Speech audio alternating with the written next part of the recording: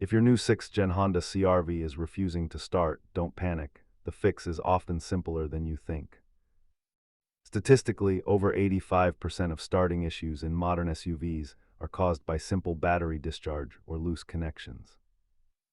Let's walk through the diagnostic process to find out exactly why your Honda is sitting still. First, ensure your key fob isn't dead and verify the vehicle is fully in park before checking the battery terminals.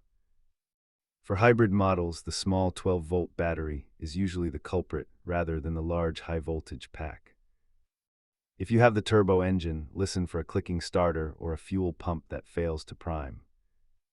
You can usually jump start a weak battery, but if you see a critical system error, it's time for a flatbed. Costs vary wildly, from a $10 fob battery to a significant bill for a full starter replacement. A hard reset by disconnecting the negative terminal for 10 minutes can often clear minor software hangs. Keep a small 10mm wrench and a portable jump pack in your cargo area for emergencies. Remember that modern Honda electronics are incredibly sensitive to even minor voltage drops. Check your Honda Link app for roadside assistance options, and I'll see you in the next fix.